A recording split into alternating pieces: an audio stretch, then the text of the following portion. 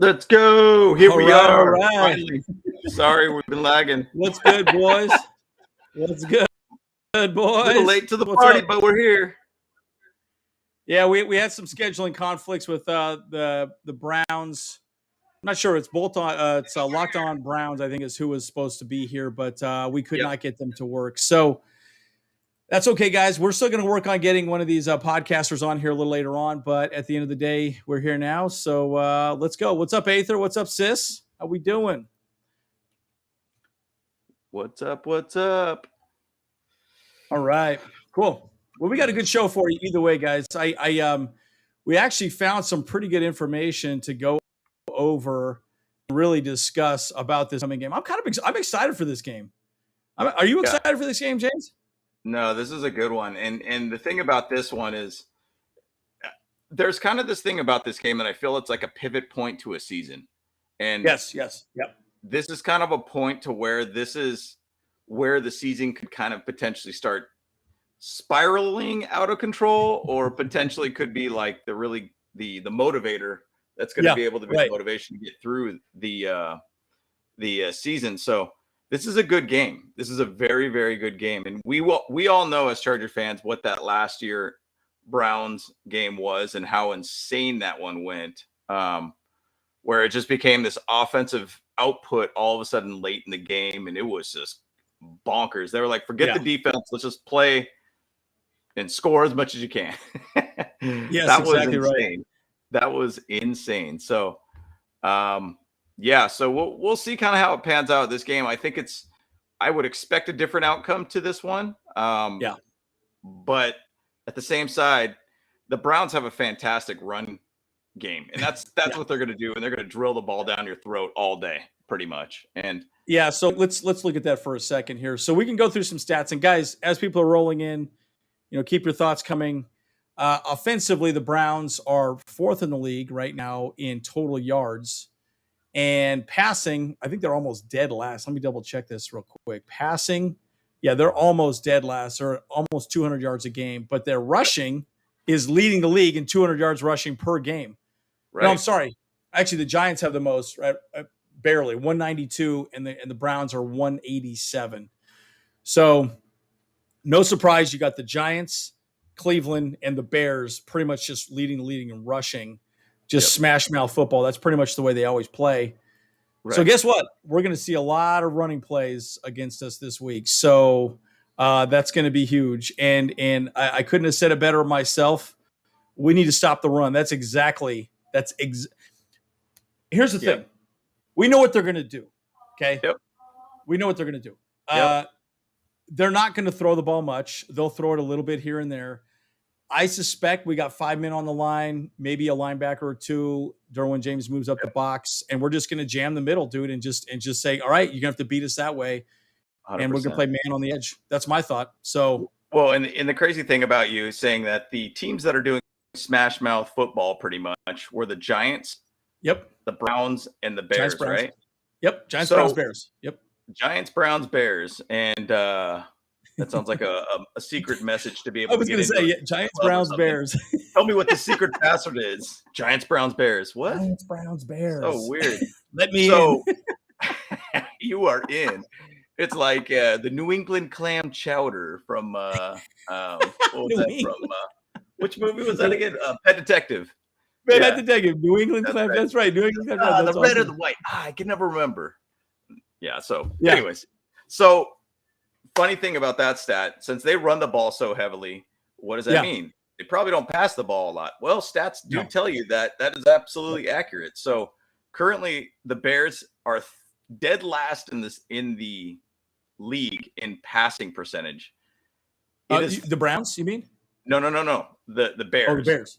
Okay. So they are 37.9% of the time they will throw the ball. That is extremely low. Then it goes Falcons, Philadelphia, which is kind of wild to see. Yep. And then the Browns at 46.98% of the time they'll throw the ball. And then the Giants at 47.66. So the stats do tell you that they're just smash mouth based football team. And the thing about it is they have a fantastic O-line, and that's why they have a very strong run game. I mean, Yeah. have Yeah. some of the guards in the game on that line. Joel Patino is a phenomenal player. I think it's Wyatt Teller's really solid. Jack Conklin's awesome. Ethan Pokic, right? Yeah. How do you say that name? Yeah, and the thing about him, I was hearing a little bit about him. He's kind of a guy that's been not as strong as that they want it to be. But the thing is, though, his PFF is still 70.3%. So he's not doing bad at all by any means. No penalties, 1 sack allowed, played 292 offensive snaps already.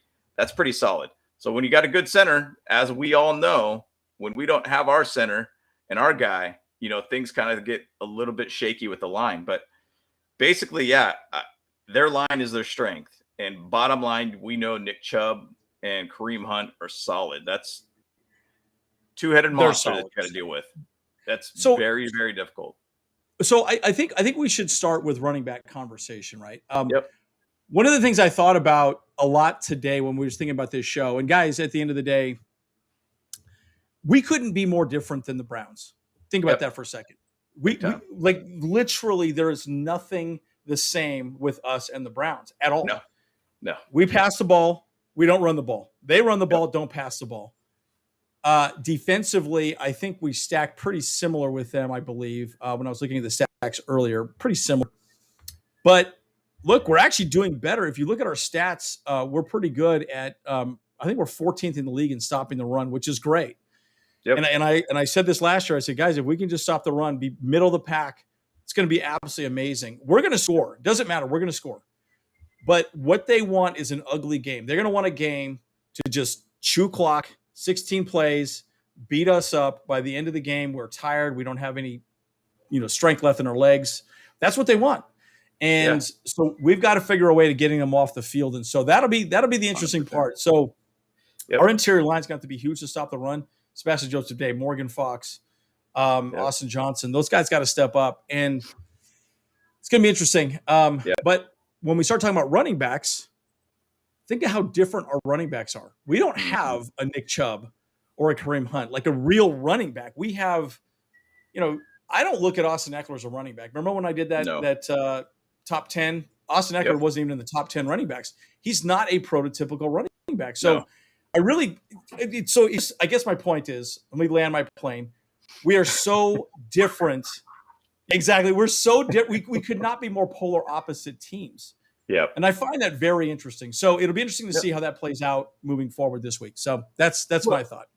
Well, yeah. And if you look at currently how the offense stacks up in the league right now, the Browns as a total yards per game is at 384.8 yards per game in 4 games in. Chargers are at 371.8, and we're currently at 7th in the league in total yards per game. Now, obviously, we throw the ball. We don't run the ball. We suck at running the ball. I think I saw a stat today that we are, what was it? We're 32nd in the league in the run, but then we're also first in the league in the pass. So, complete opposite base teams that we're dealing with here. 100%. We are going to throw the ball on you. You're going to run the ball on us. Now, our defense is it's weird to even see that. Two type of teams that we're dealing with here. And the thing about us is if we look at the last couple games, it's literally just one play that has really made our run defense look bad. Now, the thing is, though, Kareem Hunt and Nick Chubb can make us look bad anytime. I mean, they have the ability to make it happen because they have such a strong O-line. Now, going back to Andy's point earlier in the game, I think it's really a stack the box situation. I think somebody in the comments said something about, stack that box as much as you can. And somebody said something like, we have to stop the run. Absolutely. We have to find a way to make Jacoby Brissett throw the ball. That's 100%. If we could get him and get a lot of 3rd and longs, force him to throw the ball, that's where we'll win. And it's going to be interesting to see how this one pans out. Because, I mean, once again, polar opposite teams here. Polar opposite on offensively. So we have to find a way to get Jacoby Brissett throw the ball. 100%. Yeah. So if you look at the injury report, guys, injuries are starting to mount up. Yep. So I could show. Should we show the injury report? I don't know if we should show the injury report. Here, let me see if I can pull it up here. I'm going to share my screen, guys. Hold on just a sec. And here we go. Because I think this is good for us to look at. Yep. So, all right, here we go, guys. Here, and let me get rid of this caption here as well too, so you can see our faces, our pretty faces here. There we go. Hey. Ooh, hey. So look, we got Keenan Allen, Justin Herbert. We obviously know he's going to play. I'm not too worried about him. Yep. Keenan Allen, my bet is I think he'll play. I think what I've been seeing, I feel like I think he's trending positive, but it concerns me that he did not practice. And again, guys, I've had a lot of hamstring injuries in my past. I've actually hurt both of my hamstrings. They take a while to come back from, guys. They really 100%. do. They're just a freaking nagging injury that just doesn't go away easily, right? And I think that's why Donald Parham has had such a hard time with it. So obviously we know Herbert's going to play, but this one concerns me. Hopkins. Yeah. I didn't even know that one kind of came out of nowhere. I agree. Xander Horvath as well too. I'm like, what the hell, Yeah. And I kind of asked myself this question. I'm wondering, are we just getting really overly soft on cautious. These injuries, right? Cautious. There we go. That's right. We're not soft. Because some of these are interesting. Now, I know Palmer went out of the game briefly. He got his ankle taped up. Mm-hmm. He was fine. I would say anyone that's full practice is going to play. Austin Johnson, Xander, Herbert, of course, is going to play. Donald Parham. I do think Donald Parham will probably play, which is good. Again, the thing that I like about Parham, he's a great matchup for us. Perfect in the end zone. And this was kind of interesting, too. I noticed Kyle Van Noy, he was actually doing really well at the beginning of the game, and that he wasn't there much towards the end. So that was a little strange to me. So, what are your thoughts on this, James, as far as the injuries are concerned? Yeah, how many times did we hear, even through the preseason and then even a little bit through the season, how many times Brandon Staley just said all these injuries, it's a soft tissue. Soft tissue. Soft tissue. What does that even mean, man? Yeah, what is this? This ain't a box of puffs, dude. Yeah. Come on now. Soft tissue. It's just to take things lightly, not make it sound so disastrous or whatnot. But it is one of those things that I keep hearing soft tissue to everything. And so the thing is, I think it is, once again, these are very cautious based injuries at this time. So, yes, in to an extent, I think that we'll be relatively healthy in this game. I would love to see Keenan Allen in this game. I mean, once again, hammies are not easy to be able to get past. And as we saw with Donald Parham, it has taken all the ways this way, all this time to get to this point to where he could do a full practice. And hopefully that hamstring does actually, not strain or anything at all during this time. So I'm glad to be able to see that, but it's, once again, these hammies take a while to get back to where they need to go. So agreed. I think it'll be good. I mean, to me, one thing I like to see on this is no offensive linemen on that report, first off, because we need that. We absolutely need that. So, And speaking of offensive lineman, Jamari Sellier, I mean, I was beyond impressed with him. Guys, what are your thoughts? I mean, I'll be honest with you. I looked at him almost every play. I almost didn't even watch the play for the most part. I just looked at him directly because I was just curious to see if he was going to get burned. And man, he held his own. That guy is a big dude.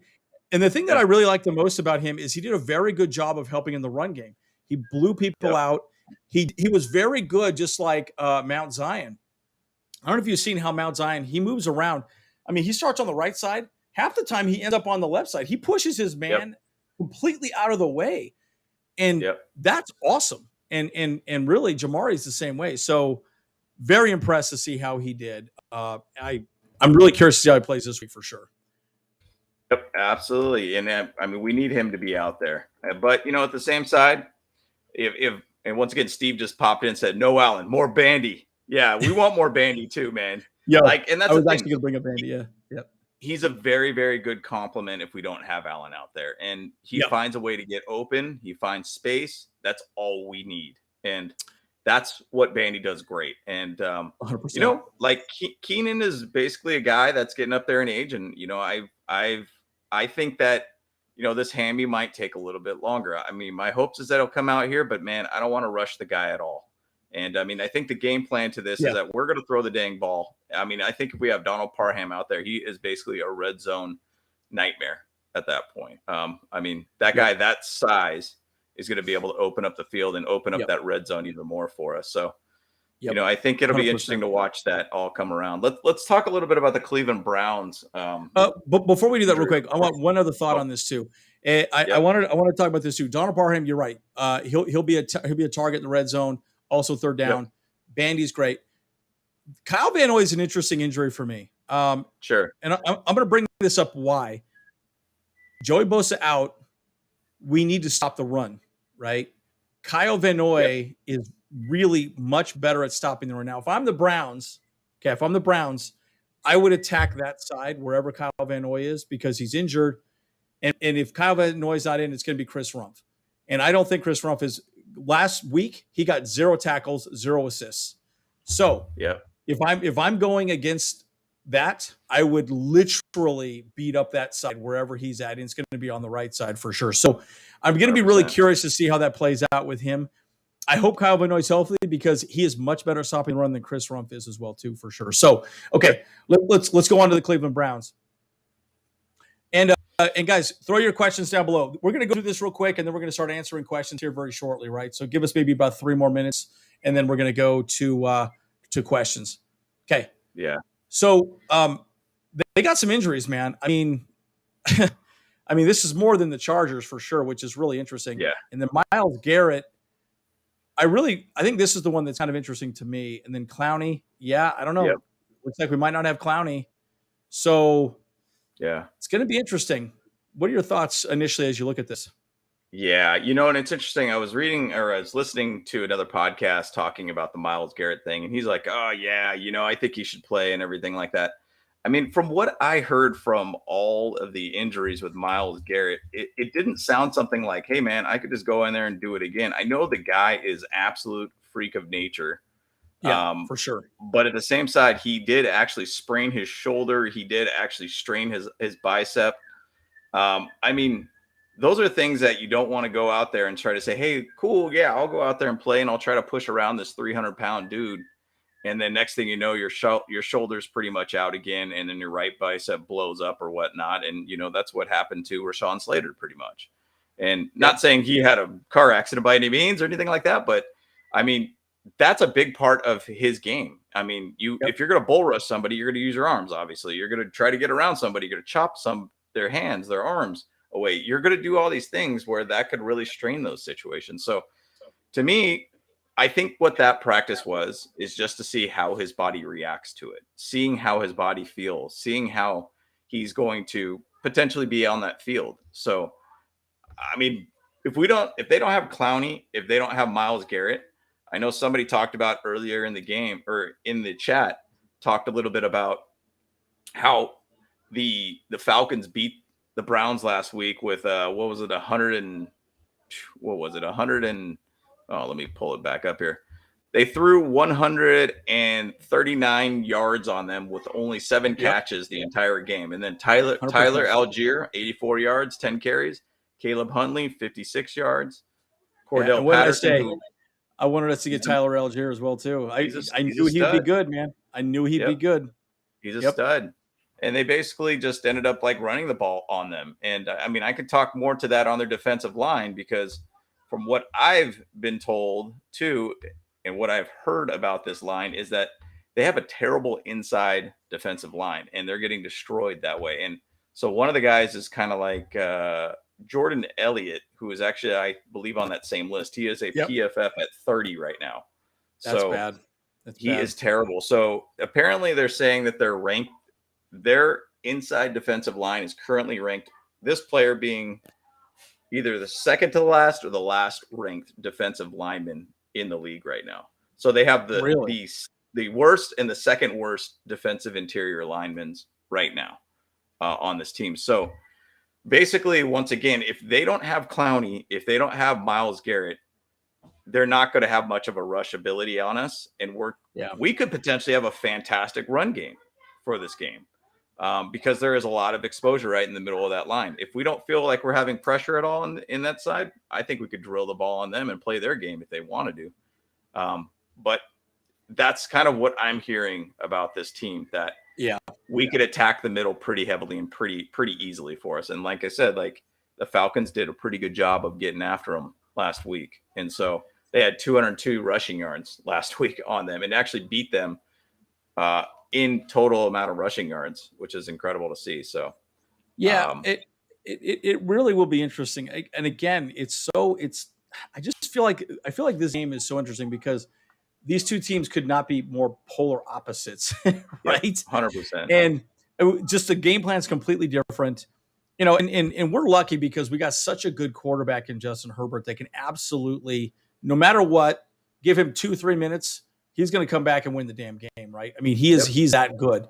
But these guys want an ugly game. And I think with these guys out, if Myles Garrett, Jadeveon Clowney are out, yeah, I mean, we'll see. Of course, I will say limited practice usually means he's probably got a good chance to probably come out, but who knows, right? How good will he be?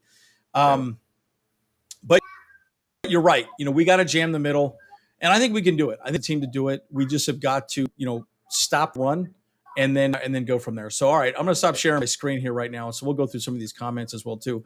There was another stat that I wanted to go into, guys. What was the stat that I was looking at earlier today? Okay, so where we sit right now, let me pull something up. Actually, maybe I could share my screen on this too, because I was actually going to do a video on this, but I just figured we could just go live on this and talk about it on the live episode. I mean, we're scoring really well, but we're giving up a lot of points. And really, I think that's a bit skewed because of the game against the Jaguars. We gave up 39 points. So I think it's a little skewed because of that game. Yeah. I suspect they're going to want to see a very low-scoring game here with us specifically.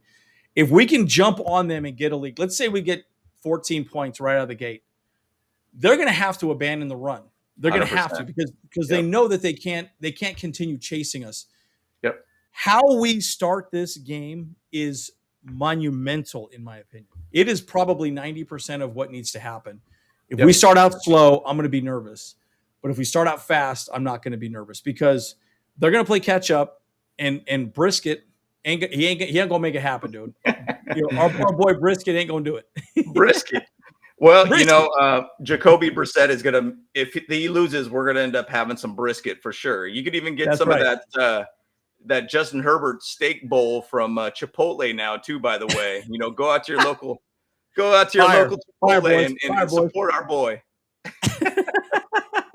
That Herbie steak bowl is fire, boys. That's right. Yeah, no, hey, holler at the Bolt Bros, Chipotle. We're sponsoring you guys. Let's go.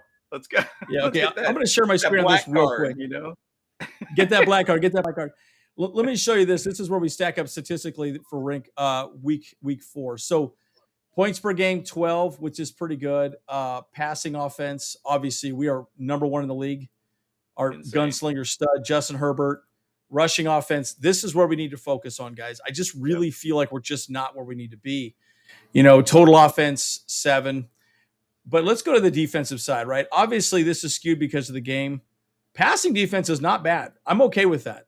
That. With a league that passes as often as we do, that number will come down because I don't suspect Jacoby Brissett to do much passing anyways. But right here, 14 guys, that's not bad compared to what we were last year. We were like 30, big difference, 31st or something. Yeah, big difference.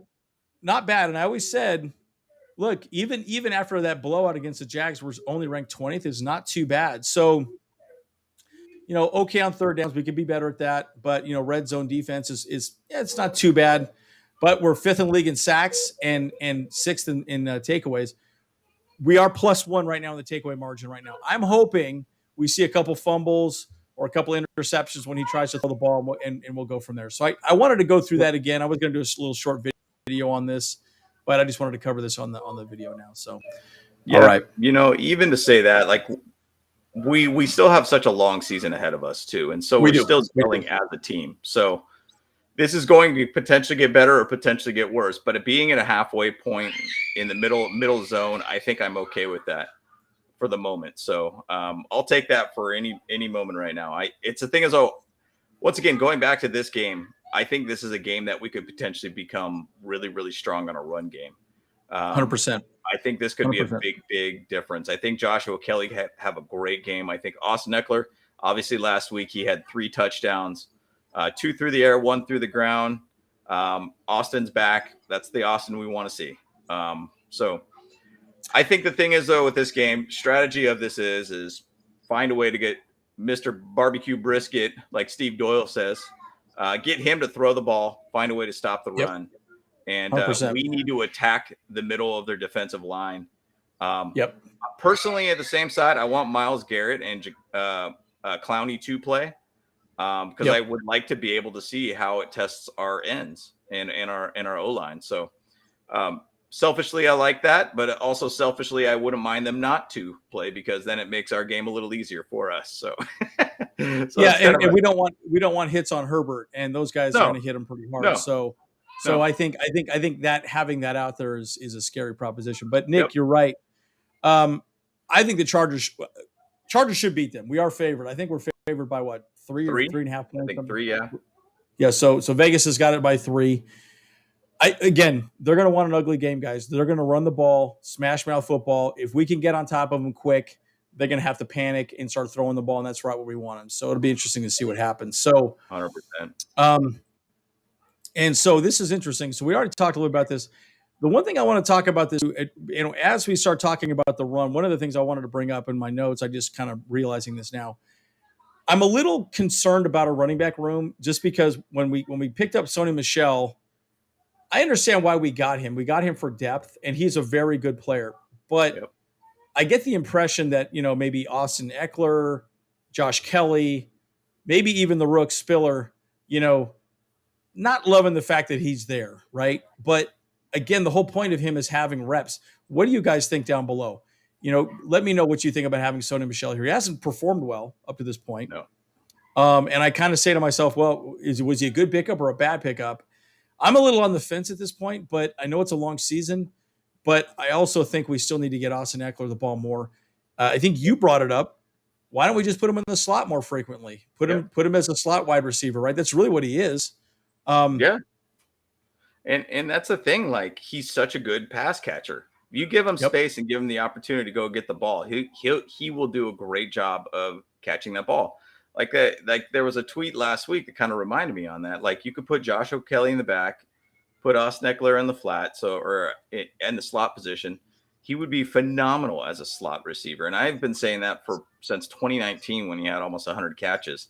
I kind of thought they were going to go into 2020 and do the same thing with him. Just put him in the slot, dude. Put him in the slot. But they never did that. But I don't know. I'm not an offensive coordinator by any means, but I definitely think, hey, that's one of his talents. So you should use that talent as much as you possibly can. So it would be interesting to do that. One thing I will say, and I will give kudos to Joe Lombardi. He did do a little bit more 2 running back sets, and it was mostly I formation where you had Horvath, and they just split. Yep. Which I thought was pretty good. I think they need to go back to that a little more. I think that really is a good option, and I think partially the reason why they did that was you can have one go to the right to chip the edge, and then the other one go to chip the other edge, and then just flare out. Right. I think we'll probably end up running a very similar type of offense. I'm not a huge fan of that, but with Keenan Allen potentially out, that would make more sense because then you're focusing on your running backs, catching the ball out of the backfield and your tight ends, especially if Parham's back in the game. I think he'll be a really good option for us as well too. So, I agree. And Carlos, for sure, it'll be interesting to see what happens with Myles Garrett. Personally, I'd rather not him even be out there. Again, Myles Garrett, we'd like to see what he could do, but at the end of the day, I don't want to see Herbert get hurt, man. I want his rib injury to get better, and so I'd rather him not be there. And that's just my personal selfish opinion. Yeah, agreed. I mean, I remember last year he was wasn't he making like a graveyard in front of his house of all the quarterbacks that he's going to sack or something like that? Yeah. And obviously he had Justin Herbert on there too when he played last year. So 100%. I mean, the guy is an absolute beast and just an absolute freak of nature. And so, I mean, he'll even hit you with a helmet if he needs to too. Like, yeah, right. That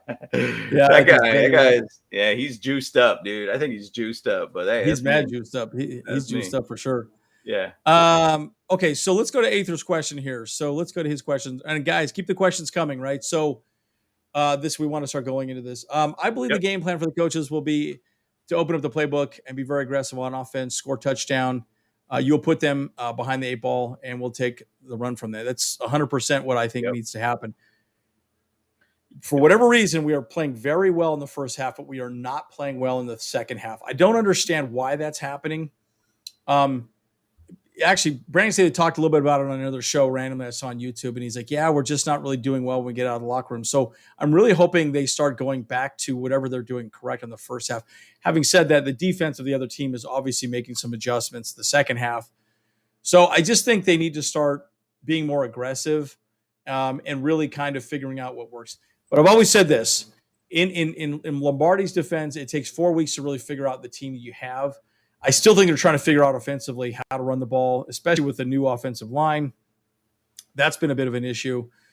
So they're still feeling their way a little bit, right? But it is concerning to see us not do well in the second half. That's my concern. It's crazy because we have been outscored 58-24 in the second half. That's horrible, guys. Is not good by any means. There is two ways to look at that, though. One, very difficult to be able to close out games. And then two, it also puts pressure on your defense to make plays to close out the game at that point. And that's kind of, if you look at both of our wins, it was the defense that had to find a way to be able to close out a game. Khalil Mack sacked basically against the Raiders week 1. Week 4 last week, there was it was an interception that basically ended up pretty much ending that game. I mean, it was only a 3-point game at a certain point, and then we ended up winning and getting another touchdown or whatnot. But dude, we gave up too much points to allow these teams to get back in. Even to say with like the Chiefs game, kind of the same situation. We just let them come back in the second half. I'm not looking at the Jags game. I think that was just, we weren't prepared once again. And I hate not seeing our team being prepared and ready for every single game and play at our best level. So, but that's the thing. We suck in the second half. We need to find a way to not do that. We need to find a way. Once again, we always say all gas, no brakes, baby. And we need all gas, no brakes. So that's right. That's right. So Allen and Parham. Yeah, I think Allen is probably a game time decision. Yep. Probably leaning towards not playing, I would assume. In fact, I'm curious. I know Brandon Staley just spoke. I have not watched that just yet, but be curious to see if he is going to play or not. So I have not been updated. So if you guys know yes or no, Brandon Staley said if Keenan Allen's going to be out, let me know. But I do think Parham will play for sure. I jumped in there and he said that he was just kind of doing light work. But I don't think it was something to the effect that he's like, he once again says day to day. It's a soft tissue issue. Soft tissue issue. It's true, right? It hurts, and that's like a bit of a bummer, right? So, and you're right. Like, look, Nick, Mariota's not a quarterback that is really even worth mentioning. I mean, maybe a top 20 quarterback in the league at best. And you're right. Like, guys, if we can play gritty defense against the run, we're going to be fine. We got to jam the middle and contain the edge, right? So if we can do that, we'll be fine. I'm very curious to see the game plan defensively. That's probably the most interesting thing for me. How are we going to stop them running, right? Because, we can't play the same way we played before. And we'll go from there. Oh, it looks like Kyle's in the chat as well, too. Hey, Kyle, good to see you, brother. So it'll be interesting to see what plays out with that specifically, right? So this guy Doss, I was reading him earlier today. Do you find out a little bit about this guy, Keelan Doss? I thought that was a really interesting pickup. I was kind of like, really? Yeah. Why did we get him? He was undrafted in 2019, went to the Raiders, kind of jumped around a little bit with Jacksonville, came back to the Raiders. I remember him being on the field, and I want to say that he was kind of a fast guy. And it was interesting because, like, when I first initially saw that, I was like, oh, maybe he's got like a lot of speed or whatnot. And I think he was in the 4.4s kind of speed. He's a tall guy too. 6'3", 215. He's a big dude. Yeah, he's a big target. Yeah, big target, man. Big target. Now, it's kind of interesting that they're picking up a guy like that. I mean, when you got like a Joe Reed kind of guy, you got a Bandy kind of guy, like that kind of is there on the practice squad or basically, getting pushed up onto the team. I don't really know where that's really going to go, but I think it might have just been a thing of just adding some experience to the team in the in the practice squad a little bit further. So, I mean, I hope that doesn't mean like, I always feel like when they pick up somebody, it's like, is somebody injured? Is somebody injured more than we realize kind of thing? Is Keenan Allen more injured than we realize? Like, that's the thing. Like, since we're not in the close proximity of the team, we don't know 100%. really what's going on. So when somebody picks up somebody like that, I mean, maybe that's what it is. Maybe it's also a special teams kind of pickup too. If the guy's fast, he could be a gunner too. So maybe he did really good in the special teams too when he played with the Raiders. I don't know. Yeah. So, Yeah. My other thought on that is maybe he's a hybrid tight end. yeah. I mean, he's a big dude, Yep. again, great example. Everett's not really a tight end. We all know that. He Yep. doesn't really line up as a tight end. He's pretty much just a big wide receiver. But I could see him potentially being more of a depth person for that. Sure. Yeah, But and that's kind of a weird could be signing, that. in my opinion. Just a little strange. A little strange. Yeah, it's a random signing. So I don't know. We'll see where it goes. I mean, maybe it's just kind of just hey, picking up an experienced guy or whatnot. Actually, it's funny. I swear I saw something that he was a 4.4 kind of speed guy, but he was a 4.5 kind of speed guy.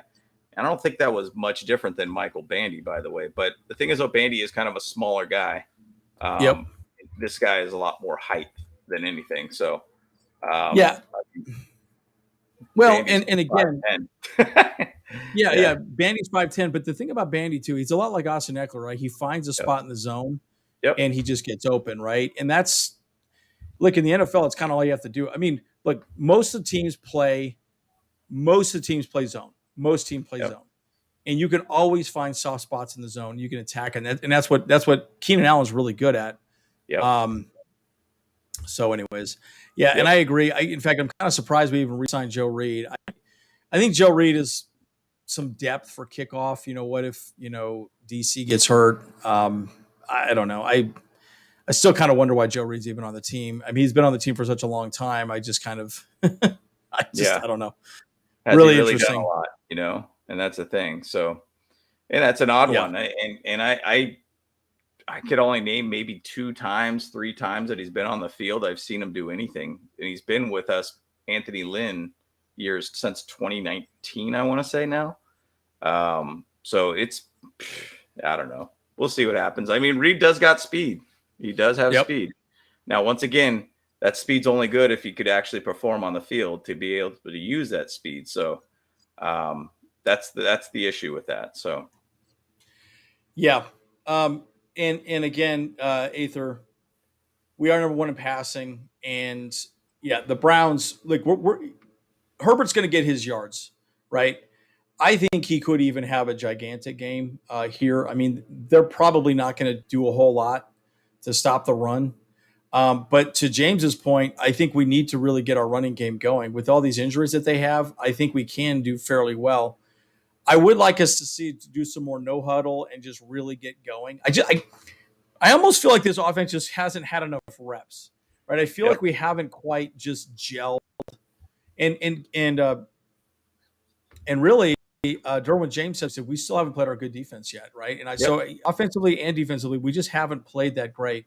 But they're going to play a lot of zone, and I think we could burn that zone pretty easy moving forward. So, but again, like I said, I think if we can start out strong, hang 20 on them, maybe in the first half, make it 21-0, they're going to panic. They're going to have to start throwing the ball, and that's right what we wanted. Yep. So, I think the way we start is going to be big.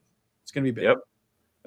Agreed. How we start is one thing, but we've struggled on trying to find a way to finish, and so. It's kind of a double-edged sword with us because, I mean, tale of 2 halves is for sure what's going on with this team. I always keep saying we're the Dr. Jekyll, Mr. Hyde team here. Pablo, what up, brother?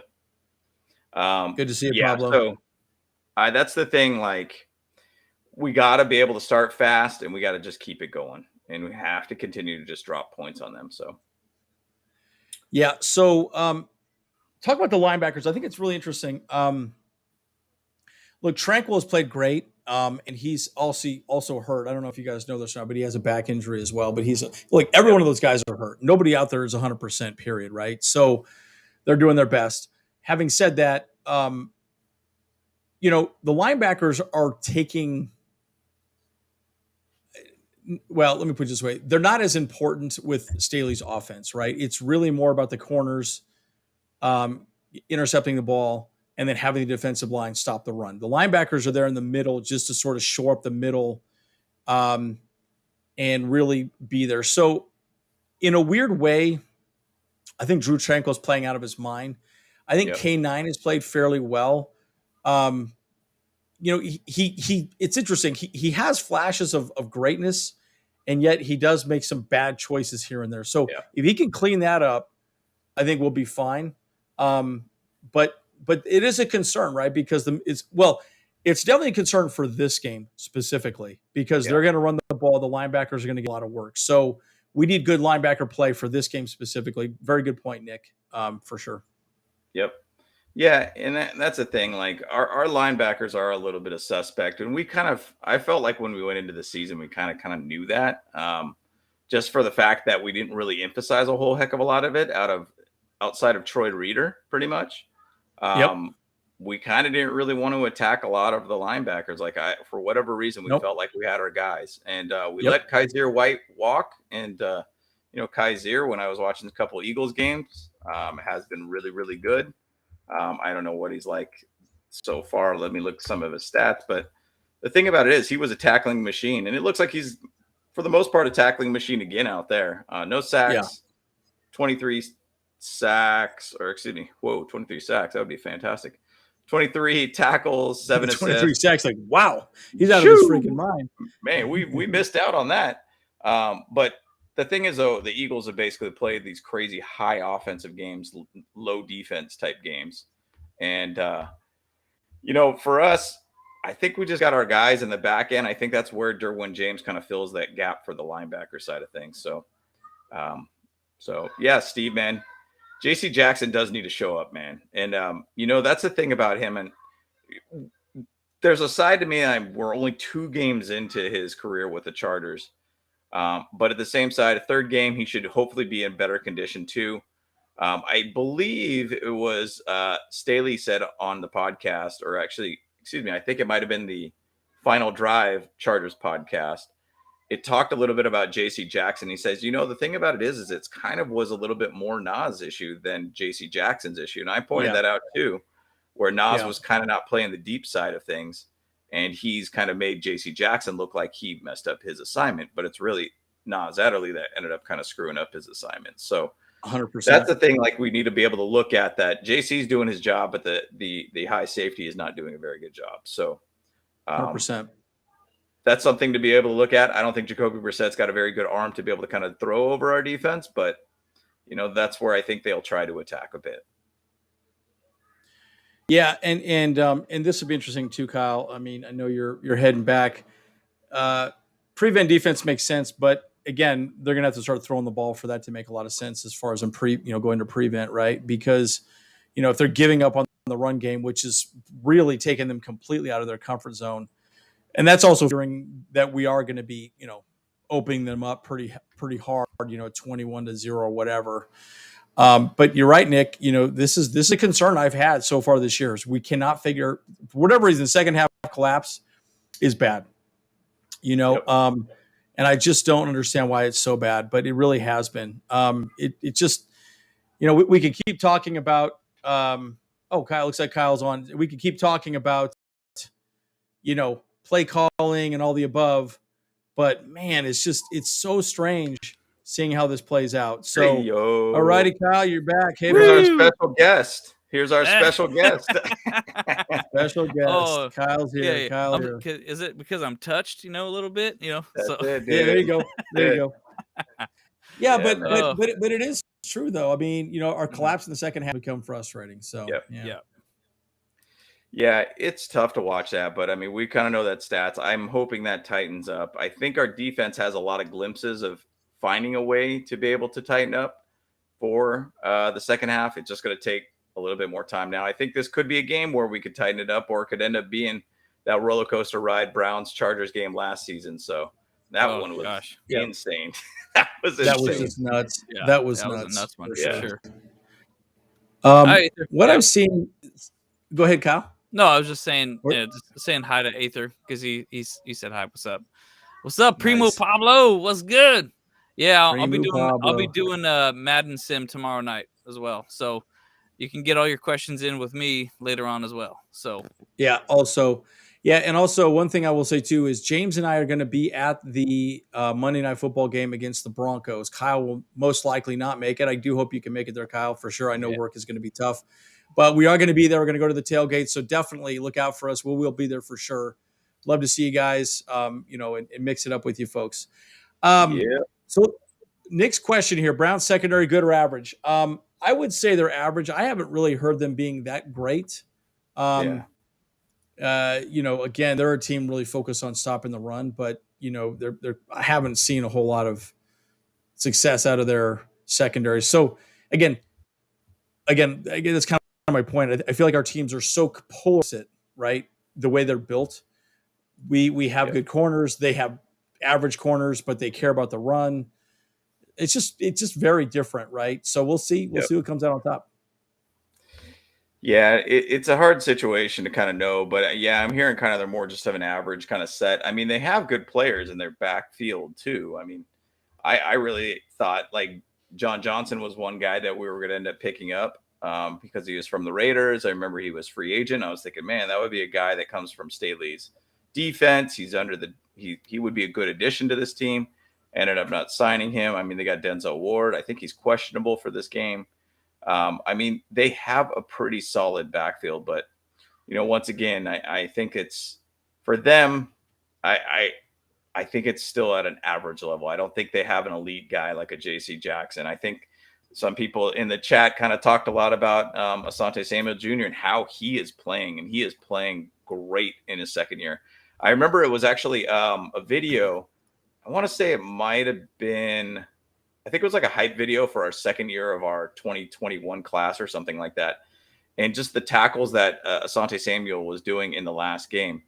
They were man tackles. They were just like, yo, you catch the ball, I get you right then and there. Like, it's like immediate hits. Those are the best things that cornerbacks could do.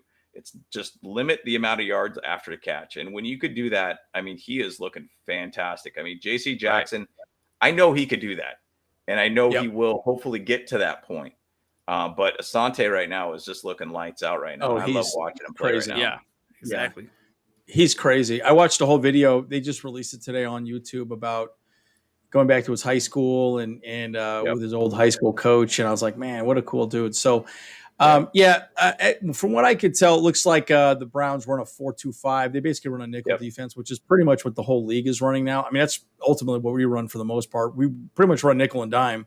So, and variations of nickel and dime, right? So, again, it's a copycat league. That's pretty much what they run. But they are giving up around 200 yards per game on average. That's not terrible. But, in the Chargers, it's a little bit better than the Chargers. The Chargers are giving up around 239. So, again, you got Justin Herbert. He's gonna get his yards. So, I like this. I like this comment by DZ. This is pretty dang funny. Just bap his leg with a crowbar or whatever it was. Just get a little Olympics treatment there, Yeah. Nice. Yeah, and the turnover margin. I'm kind of curious where we're on the turnover margins, right? I know DZ talks a little bit about this a little later on. Actually, the Browns are +1 on turnover, and we're +1 as well. So that'll be interesting to see. I'm really curious, man. It's interesting seeing the Eagles. Are they +8? Man. Yeah, they're crushing. +8. Right? They can't sustain that, but either way. Okay. Yeah, and then Kyle Van Noy, this really is a big back issue. So really interesting. All right. So we got a question here from Aether. All right. So this is a good question. Maybe James, you take this, or I can take this, or Kyle, whoever. I totally disagree with stacking at the box. Coach Staley would not do that because it's a risk you miss a tackle. It's a 70-yard touchdown. Well, we saw that against the Jags. That was frustrating. Yeah. So I don't see that, but I see them controlling the run game. Yeah, but that's kind of the whole point of stacking the box is you jam the middle and you make it hard for them to have running lanes, right? So in the NFL specifically, they try to run north and south just because you can get yards fast. If you run the edge, speed can kill, and you can, get kind of a side tackle. I see a lot of up the middle with Nick Chubb and Kareem Hunt, but it'll be interesting to see. I'm going to be very curious to see how we play. I really am interested. So what are your thoughts on Aether's question? Yeah, and that is the truth. I mean, but it is also at the same side when you're stacking the box and loading so many people and individuals in there. The hypothetical idea of it is that they can't make those big runs. It's going to be a lot of short gains for them. So I don't know. It'll be interesting to see if they decide to do that. I do think that Derwin James will play a little bit more into the box. I think he'll be a little bit more of a pass rusher for us this game. Just for the fact that we don't have Joey Bosa, and I know Chris Rump really didn't do a whole heck of a lot the last game too. So we need to find Kyle Van Noy was hurt. And Kyle Van Noy is hurt. Yeah, and we'll see kind of if he's going to be out for this game or not. I mean, a back issue, that it's who knows where that's going to go with him. But I don't know. I think the thing is, though, with a game like this, with a team that could run the ball so much, and that is their strength of the team, you kind of have to just say, hey, look, man, everybody play man, play close, play in a box, and just hold them in that box as much as you possibly can. Yeah. And so everybody's going to look at Nick Chubb. Everybody's going to look at Kareem Hunt, dude, pretty much the entire game. So, yeah, I think we're going to have two high safety the whole time. We'll probably go man on the wide receivers pretty much indefinitely. Because you want them up close to the line so they can help with the run game as well, too. The whole point of Brandon Staley's defense is crashing down. The two high safeties is the safety in the backfield, but everyone else is looking downfield and just continually looking down. Because typically the NFL, they always go, they try and stack 6 in the box. You have 5 offensive linemen, you have 6 defenders in the box to stop the run. With this running attack, that's a little difficult to be, awesome with, right? So look, I'm telling you right now, the game is going to come down to Sebastian Joseph Day, Morgan Fox, and Austin Johnson. That is the game. That is the game. If we can control the middle, we'll be fine. So, any thoughts there, Kyle? I know we've been talking a lot, right? So, no, it's fine. Yeah. No, I'm just listening to stuff, and I feel like stacking the box might be kind of a bad idea. Like I think we would have, we should definitely have somebody just spying on Nick Chubb at all times. And I think that should be Kenneth Murray because he's always attacking the box. You look at his college reels and he was a good running back linebacker. Where he would go for the running back. He wasn't like a great pass coverage or something like that. At the same time, Tillery, I think that was kind of more of his stuff as well. He wasn't a pass rusher by any means in college and stuff. And so, we need to kind of just look at those types of setups where we just keep an eye on Nick Chubb no matter what, and that's the guy. So we have a man-to-man on Nick Chubb no matter what. So maybe 2 because he's actually one of those running backs right now. He's fire right now. So So he's crazy. You got to get some cold hands to catch that fire. You know what I'm saying? Yeah. Well, yeah, and I think what you could do. And again, here's my thought. Maybe this is a better way of saying it, Aether. We rush 4, right? You got Khalil Mack, Sebastian Joseph Day, Austin Johnson, and Morgan Fox. Then you have Tranquil and Murray out there, and their job is to look through the backfield. Wherever the hell that running back goes, you blow that up, right? Mm-hmm. And what they may end up doing, to your point, James, is they may just bring Derwin James down or allow him to. Here's the thing. We all know Derwin James could just move wherever the hell he wants. He moves wherever he wants on the field. And but they may keep him more of like a linebacker or like a floater around the field where he can kind of maybe cover the tight end if he thinks it's going to go to the tight end or it's going to be a pass to the flat, one of the two. So this is a really good point by Pablo. Actually, did we talk about this? I want to talk about this before. I don't know if we did talk about this. I think I didn't. Let's go back to this real quick. This is a really interesting point that I don't want to see them do this to us this game. No. I was thinking my biggest concern with Asante Samuel Jr. is he's a little guy, right? Yep. Nick Chubb is a freaking big dude, right? And he comes down with a head of steam. Barrel you down. Yeah. Mm-hmm. If you recall last season, what happened to Asante Samuel is he got hurt off a running back hit. I can't remember who hit him. Yeah. Drawing a blank. I don't remember thinking about that. But anyways, it was a running back that came down and hit him. that is a problem, right? And a large reason why you want to do those, like, shuffle passes to the side and to the right is you got a big body hitting a corner. You're going to soften those corners up. They're going to be hurt, and they're going to be like, oh man, I don't want to tackle this guy. Yep. But what they're doing now is they're going after the legs, right? And those running backs can get away because they're just trying to tackle their legs. So yeah, you're correct. That is a concern that I'm going to see in this game, right? Kareem Hunt's much smaller than a Nick Chubb, but it's those hits matter, man. They really do. Oh yeah. I mean, you got to think size for size, pound for pound at that point, and a lot of these running backs is a 220, and corners are basically 190. There's a difference there. And the thing is, if you've seen some of the videos of Nick Chubb and his workout routines and how much that dude could lift with his legs, I mean, that dude's got straight up trunks, dude. Mm-hmm. Like that guy could lift a lot of weight, dude. So, I mean, once again, that guy's got a lot of power to his legs and everything. So you don't want to see that to happen at all. Not at all. Absolutely do not. Yeah.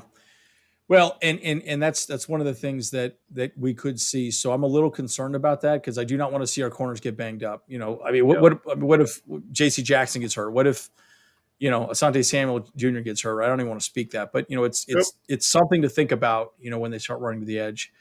Yep. Yeah, I think. Look, DJ Pablo. He's just going to run around anywhere he goes, anyways, right? I mean, he is basically a floater. Right. He's one of those guys that if he thinks it's going to go to the tight end, he's going to cover the tight end and he's going to switch up the play. That's the one thing I really like about Derwin James is that he's very good. And he understands, where the ball is going to go. And he's just a fantastic ball hawk.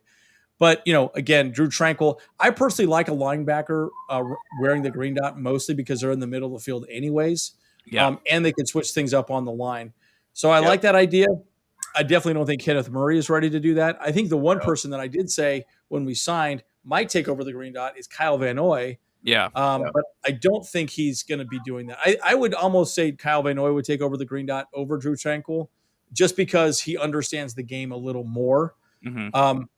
But who knows if he's going to be ready for that as well, too. So what are your guys' thoughts on Pablo's question? And the one thing that I was going to say about that is that, Derwin James was supposed to be that guy to be able to be the kind of that leader guy and the guy that's got the mic and he's got basically the helmet that's got the speakers and everything and all that. And he's supposed to be the guy on that field. Now, maybe the first 3 games, it was just a little bit too much for him to handle. Maybe he was doing too much thinking because he was kind of the guy.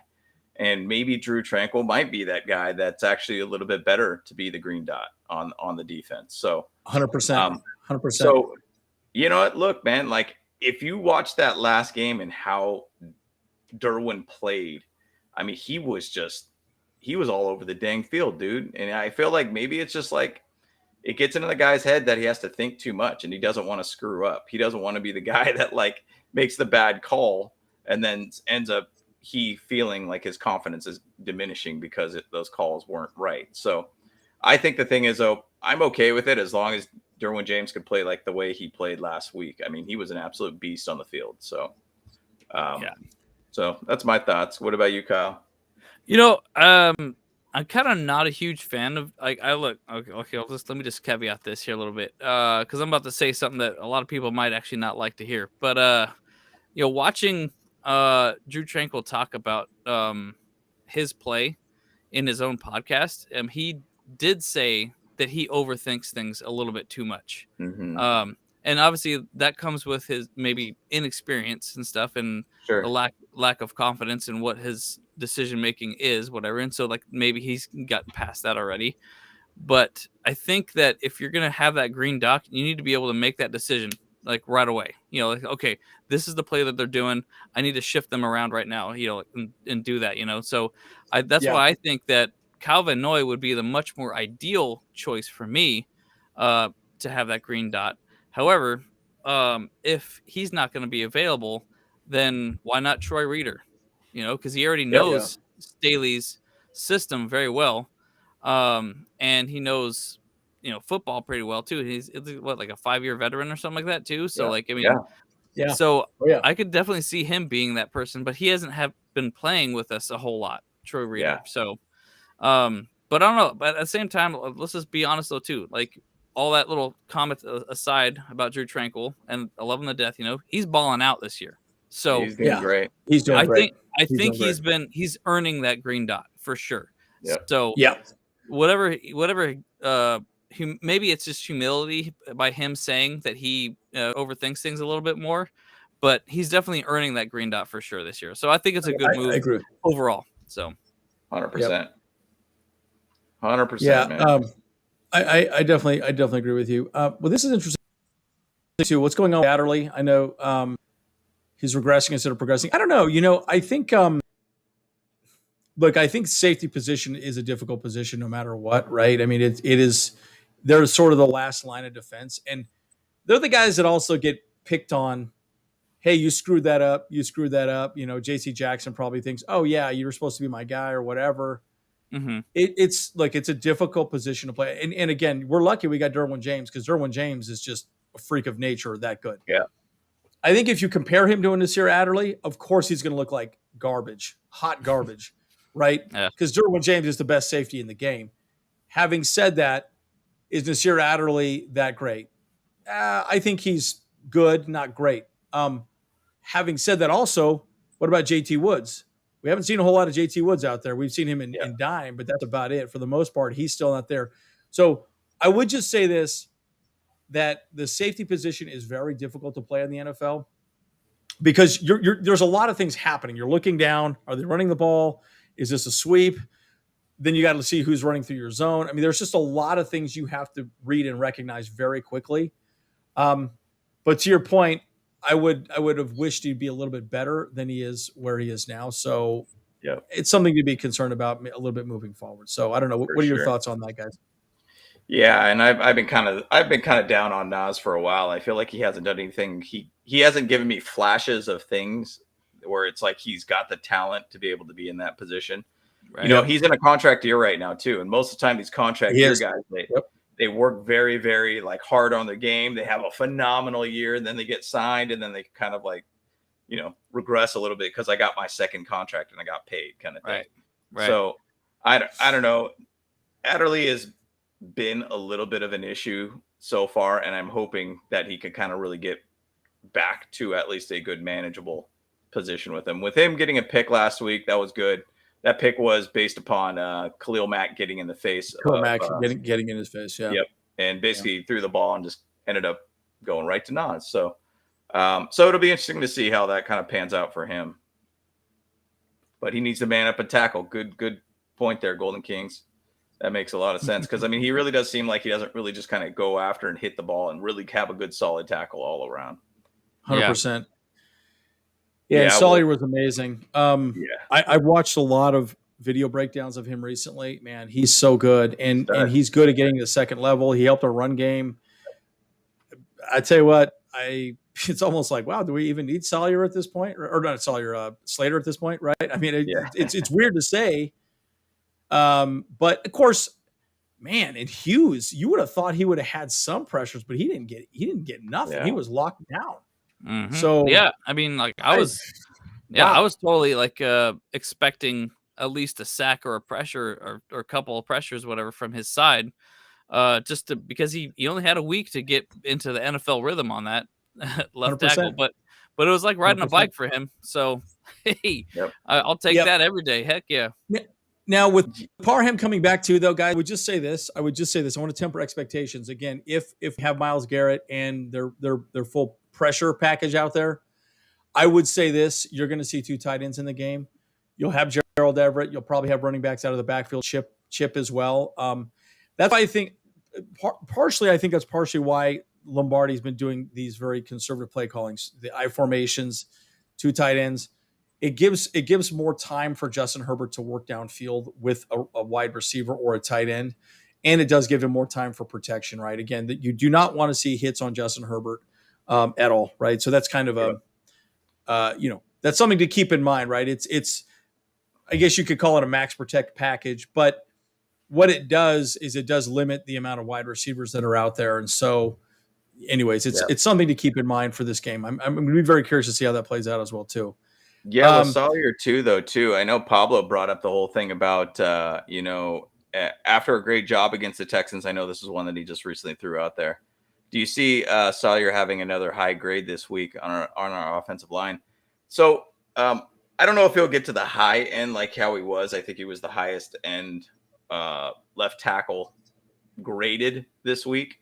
Now, once again, it's really going to depend on if Myles Garrett plays and Clowney plays.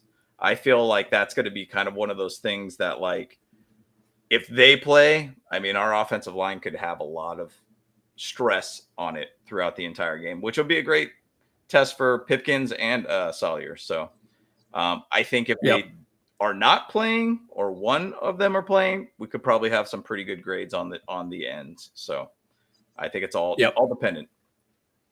Yeah, it'll be very interesting to see what happens with that. We'll see.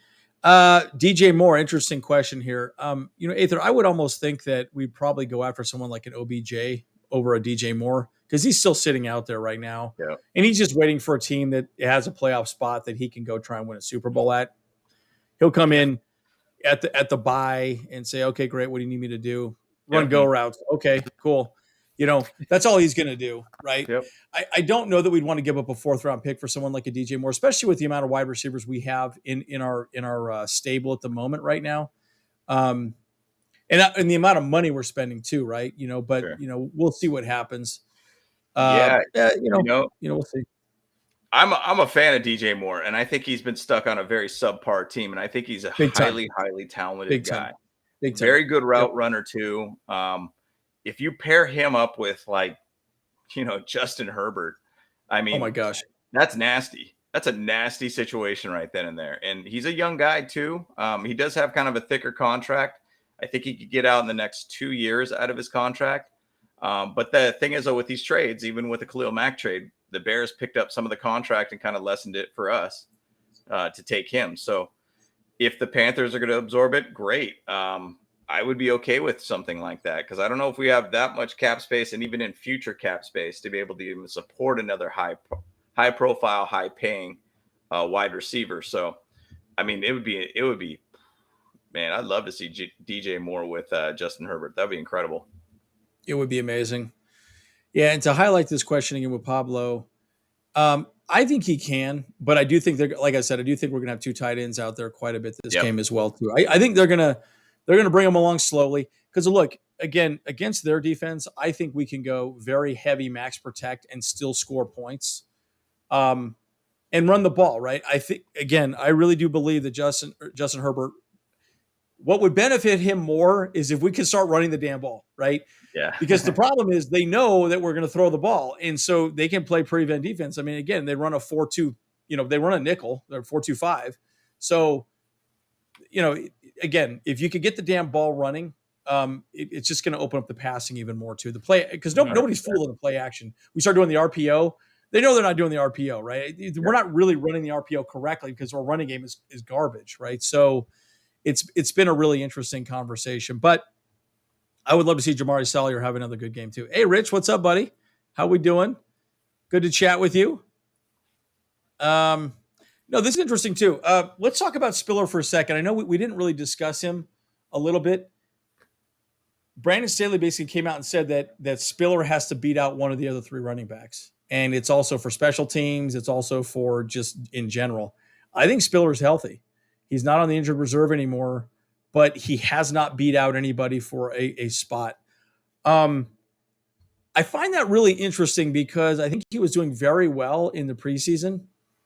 But I think correct me if I'm wrong on this, I'm kind of reading the tea leaves here.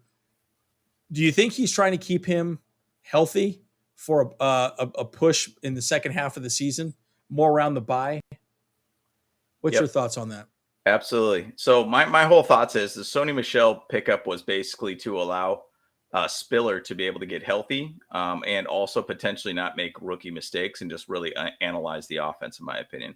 So my thoughts of what's going to happen is, and the thing is, though, Sony Michel was kind of a late pickup and a cheap pickup for us. Yes, very cheap. It's not a bad pickup to be able to have and keep on the team.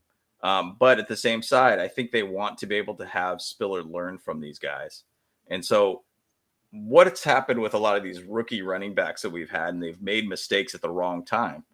And I think he's just trying to kind of make them feel a little bit ready to go for the game versus being overly eager and trying too much, basically. So I think Spiller's, I mean, he's listed as the 4th running back on the team. We got Joshua Kelly in front of him, Sony Michel, and then obviously Austin Eckler. So I think it's going to be a second half thing. I think it's a potential that we could either keep Sony Michel or cut him, maybe even after the second half of the season, and then just go with 3 running backs at that point. I think that's kind of a silly idea, but at the same side, what we were talking about earlier is that Sony Michel pickup kind of seemed to disturb the running back committee. So yeah, that's where I think that it could be something like that happens. It sucks losing a guy like that. That is a guy that ends up, winning multiple Super Bowls and multiple different teams. But at the same side, if it's disrupting basically the flow of the running backs, hey, you kind of got to cut the guy that's making the issue happen there. So yeah, who knows? We'll see what happens. I mean, I think Isaiah Spiller is going to be a good back. I think he will be a good back. So we'll see. Hopefully he gets on the field this year. Yeah. Well, and what if Sony Michel gets hurt? Then he's definitely going to be on the field, right? 100%, What if Kelly gets hurt? He'll definitely be on the field. So, Yep. Again, guys, and interestingly enough, we haven't had any injuries in the running back room. Thank God, right? Knock on wood, we don't want that. Yeah. But, it's one of those situations where, again, I still like the idea of having 2 running back sets more frequently. And by the way, I have one gripe here. I'm a little frustrated. We keep doing these play actions where we have a Palmer run to the side, run to the back. Yep. Obviously tipping off whether it's man defense, but we're not doing jet sweeps. Why aren't we doing jet sweeps? Why aren't we doing the quick handoff to the crosser? I feel like we need to start doing more of that stuff just to at least keep it honest. Palmer's quick. Have him go on the edge, run that ball right around the edge, and I just feel like, are they setting that up for doing it later? It just bothers me that we're still doing it and yet we do nothing with it. And so, maybe every 5 times you make it a sweep. I don't know. It just kind of frustrates me because I feel like when that happens, they have to respect the fact that could be a sweep, and they're not respecting it because we haven't even done that play once, at least from my memory. So, kind of frustrates me. It would be good. I mean, how many? That's Andy and I, we though. talked a lot about like plays that were constantly the same plays over and over, but I mean, they did have good results. The rollout with basically to Eckler that worked out well for 2 long plays, which ironically, how bad Eckler's year has started up, he's actually leading the lead in yards after catch right now. So keep using the guy. Keep using the guy. Like, I mean, and I think last year he was top 5 in yards after catch too. So yes, he was. Keep using the guy. Come on. Yeah. What was your thoughts, sir, Kyle? Yeah, I was just gonna say is that we can always guarantee that Lombardi's gonna call a pass play. So, I don't even know if I think I've seen a few jet sweeps here and there, whatever, but he rarely ever uses those, So it's like, but it's silly. But one of the guys is Gerald Everett. That's the whole point. He was brought in. He wants to do jet sweeps. He labels himself as an athlete, and that's the whole point, right? He's not really a tight end, right? So I don't know. It's just funny. It's funny to me, and I'm like, I just feel like these are harebrained calls, right? I'm like, why the hell does he do that? I don't get it. Like, he must be seeing something that I'm not seeing. But hey, I'm just the couch surfer going, Joe Lombardi's a freaking moron. What's going on here, right? So, So, all right. So this is good thought here by Rich here. And we're getting close to wrapping up. I know we got about 30 or so people in the chat. Hit that like and sub, guys, as well, too. And also, one last thought, too. We do have some merch out there. So go look underneath it. Hit that Zazzle link. We got some funny shirts. Pretty good stuff. I'm actually going to buy a couple here pretty soon. So I'll have a couple to showcase to you guys a little bit later here as well. So, but yeah, this is interesting. So you want to take this question here from Rich here, James? Yeah, and I think this was pertaining to the DJ Moore trade and everything like that, and the idea of that. Correct. And obviously, if we start looking at the amount of money that we would throw into the wide receiver position with Mike Williams signing a contract, Keenan Allen's got a pretty good sized contract too. It's just adding a third high-paying wide receiver at that position would be kind of tough for us. Now, obviously. Yeah. If you could have 3 extremely solid, talented wide receivers on the same field. Awesome.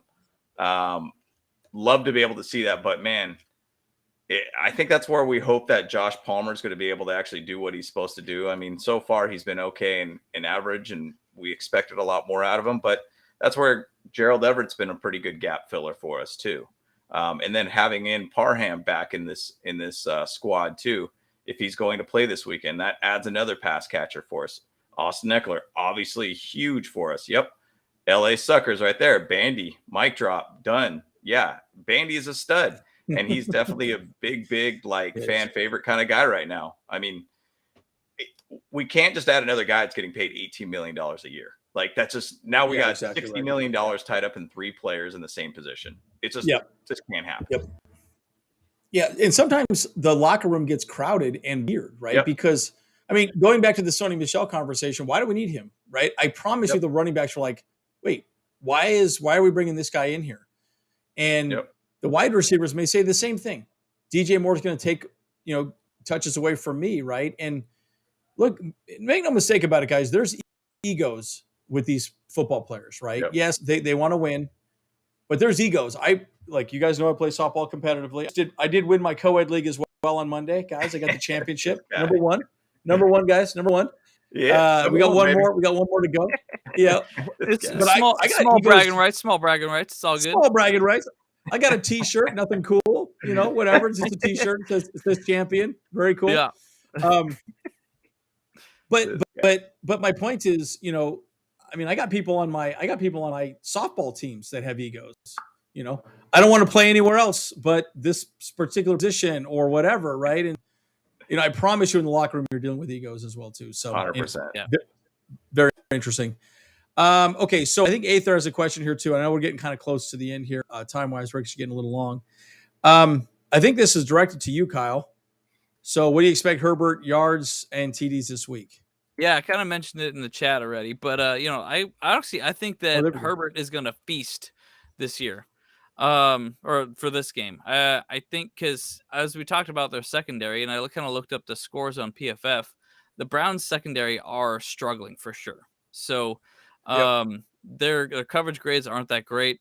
So I actually predict that Herbert's going to get about a 450 plus yard game.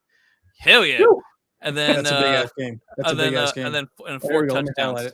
So this guy, dude. There it is. That's right. All right. 4 touchdowns, 450 plus yard game, man. He's gonna feast. You know what I'm saying? That's called the donkey punch right there. That's right. That's all gas, no brakes.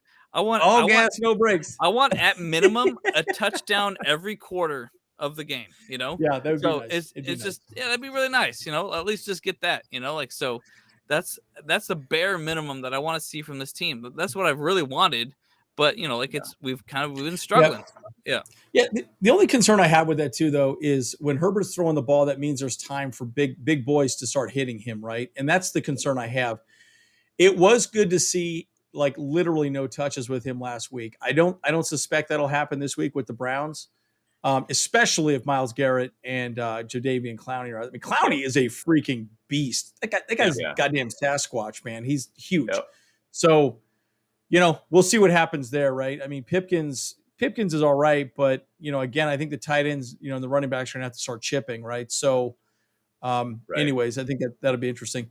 This is a good question, James. I wanted to just bring in one little stat on this too. So. Justin Herbert's played about 34-ish games in the NFL so far. Okay. He's thrown 19 300-yard games in his career already. That's crazy. That's incredible. Yep. I mean, he's breaking records in that level of everything. Now, once again, his win-loss rankings need to change because this dude's way too talented to be able to have the win-loss rankings right now, or record right now.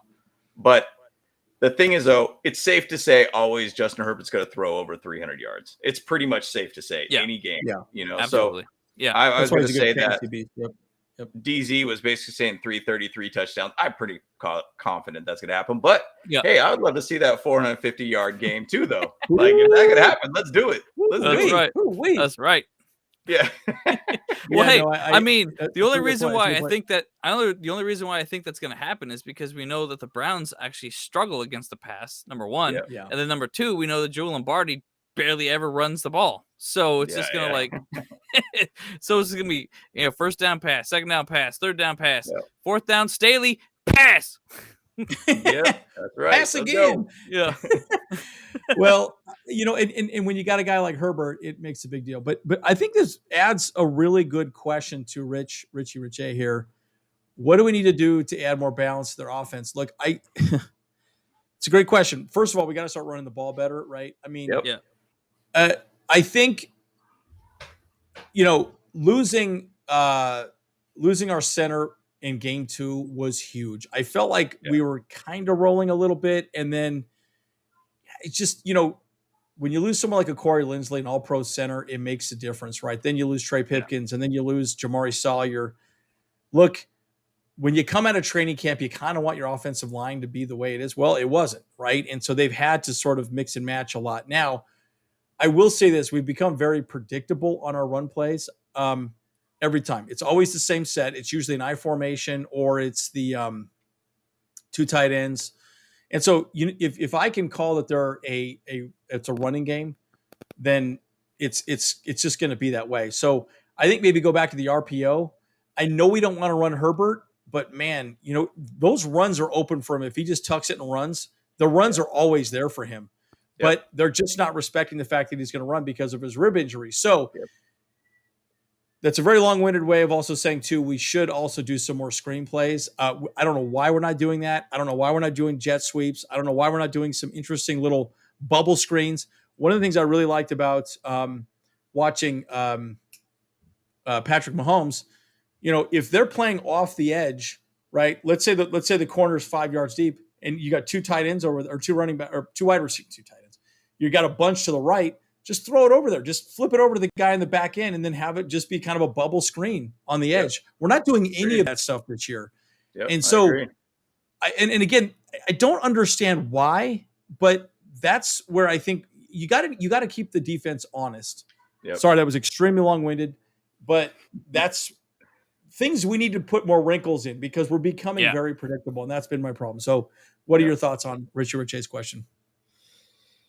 Yeah, I mean, the balance is obviously the play calling. I mean, the thing about it is we're first in the league in pass, last to rush. I mean, we're in the middle of the pack right now. We need to find a way to balance this thing out. And yeah, those are the things that we need to do to be able to spark a little bit more of the run game. Do the little things that like Patrick Mahomes does and does some weird little shovel passes, toss run plays, jet sweeps.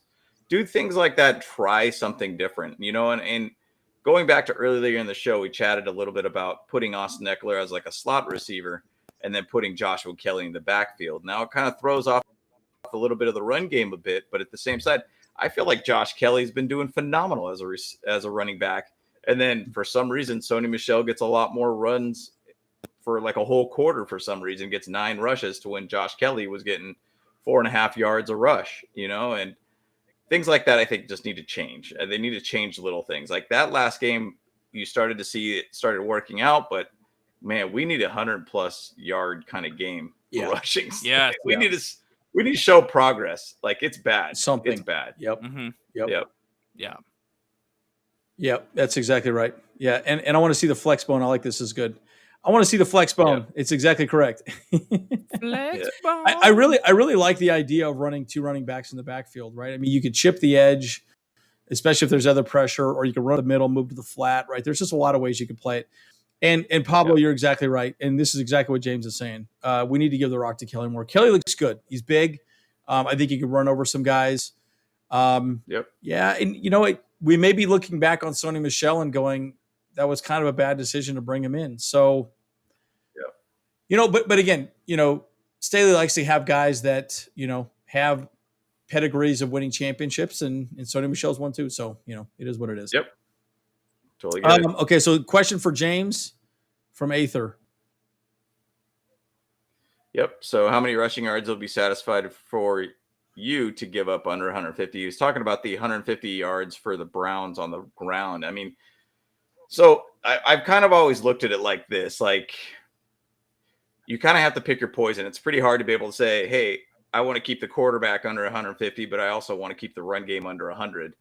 And that's a pretty tough thing to be able to do, bottom line. So it's almost like you have to give up more on one side than the other. Now, my hopes that Andy and I chatted a little bit about earlier in the game is we hope that we could put the pressure on them early in the game to where they have to throw the ball a lot.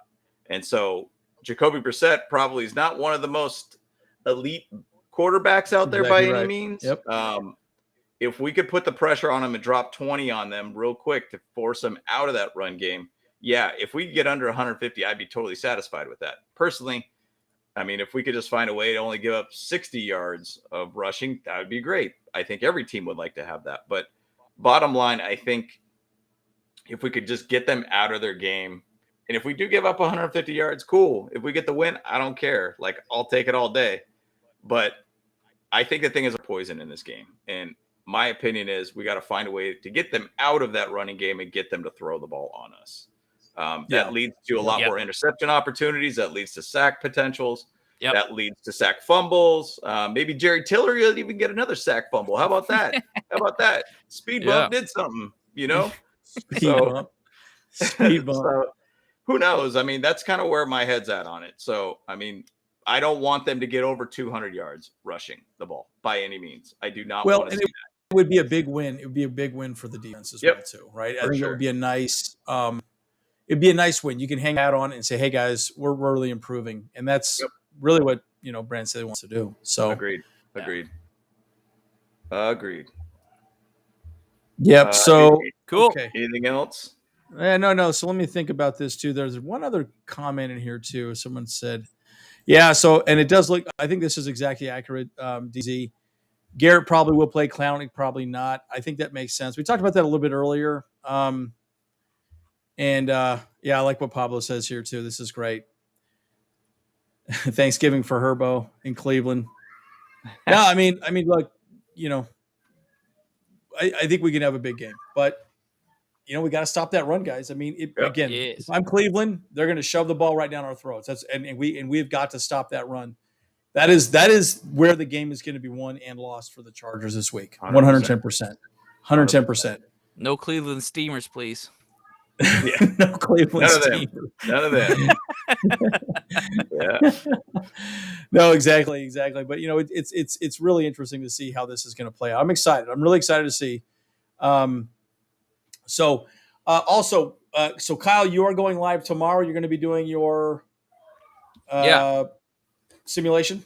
Yeah, I'm going to do a Madden simulation game tomorrow night, and then I'll talk about any news updates that happen on that day, of course, and we'll just answer questions and just chat and just have a good time watching the simulation play. And we'll just have hang out with me at 8 p.m. tomorrow night. Let's go. Let's get it. Okay, cool. And we are going to do a pregame and a postgame show as well too. So the pregame show, we may actually have a special guest. We were supposed to have a special guest today. We just couldn't make the time work with them specifically. So they were on another podcast. And so we're going to keep trying to work with that. So we'll see what we can do for the pregame show. And I'm excited, guys. I mean, this is going to be big. I know I did see one prediction in here score-wise. Actually, before we end this show, what's your prediction on the score? Cancel. Yeah. Oh, here we go. So I have one for Steve Doyle. Put your predictions down below. What are you guys thinking we're going to have? Chargers 28-17.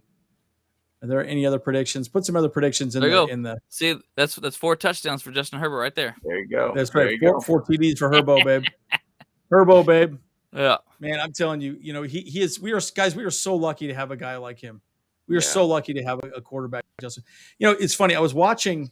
This is kind of my final thought. We got the troll Richie over here. We got Richie. He got Richie. Oh man! Brown. Oh, what happened here? Oh no! Wow, HH4, what are you doing, my man? I don't know, bro. I don't know, bro. Yeah. Dang. Oh, got hard. We got some. We also got. Oh no! Well, and I was watching. Zach Wilson. It was all of his receptions and some of the other quarterbacks, their receptions. And man, it's amazing how off they are compared to Herbert. Herbert's always where the ball needs to be every time. Yeah. And it's amazing how accurate he's become, right? So Browns win. Not cool, Richie. Not cool, buddy. Not cool, dude. And then we got another one here, Browns. Whoa, whoa. What's going on here, man? Yeah. Oh my God, guys. Come on. Let's have a little, happy. All right, Pablo. Thank you, Pablo. Here we go. All right, 28 to 20. I like it. There we are. I like it. Yep. And then we got our boy. Yeah, easy 31-24. I like it. And you're right, Richie. I do think this is a big part of it, right? I think this is really what they want to do. They want to slow the game down, 100%. right? They want an ugly ass game, guys. That's what they want. Ground and pound. They want an ugly ground and pound. Give a dog a bone. I don't know why I said that. Give a dog. I'm thinking like a dog with like a bone. It's not. Well, I don't know why the dog pound. Kind of right? like their unofficial mascot is like a bulldog guy. The dog, right? Yeah. I don't know why. Boy, my mind just goes different directions. Boy, here we go. Not even drunk yet. So anyway, you were saying it was like that song. Was it Nick Nack Patty Whack? Give a dog a bone. That's what you were actually saying right there, dude. Oh man. Oh my God. Man, it's running off the track here, guys. All right, Chargers 34-28. Yeah, no, but look, the dog pound. I mean, it's going to be interesting. But you're right. Like, guys, and this is a great thing to stop with right here. Look, we got to prove that we can stop the run, guys. Yep, right? That's agreed. it. And I say we donkey punch them right out of the gate. Let's hang 3 touchdowns first quarter. Make them have to throw the ball, get them out their game plan, and then see what happens there. It'd be perfect for us. So we'll see what happens, see how it goes. But I'm excited. Yep. This would be a good game. I mean, look, last year was an amazing game. Holy smokes. That game was insane. Yep. So, yeah, pretty exciting. Yep, I'm looking forward to this one. But, yeah, that is the key indicator to this game. If we could stop the run, we could basically have a great chance to win this game. And bottom line, that's kind of the big thing here, too. Once again, this is game 5. This is week 5 for the NFL season. This is a pivot game, I think, in my opinion, how a season could really go for each of these teams. Now, once again, when they get Deshaun Watson back, if he comes back later this year and they actually have a reason to be able to play him out there, I think the way that team will adjust on the pass game and versus the rush, I think that percentage will go higher. But bottom line, this team just wants to ground and pound us all day. Now we just need to find a way to be able to stop their rush game. If we score quick on them and we score a lot on them really early on, they're going to have to adjust at that point. So right. That's actually a very good point. Yeah, like I mean, if we're 3 up on them, they can't run anymore. Nope. Yeah, they're going to have to start passing. Because in order to catch up. Yep. Yeah, and that plays perfectly into what we want to see them do, right? So let's donkey punch damn hoes. That's what I'm talking about. That's what I'm talking about. Hey guys, hit that hit that like, subscribe, and check out some of our merch and Zazzle, dude. It's pretty good stuff, right? I think it's good stuff. So I'm actually going to get a couple of these shirts and so I can showcase them to you guys as well. Pretty good stuff. So as always, guys, we're the Bolt Bros. We got some content coming tomorrow. We got pregame, postgame, all the above. Yep. Let's get it. Yes, sir. Let's go. Let's get it. Bolt Bros, let's go.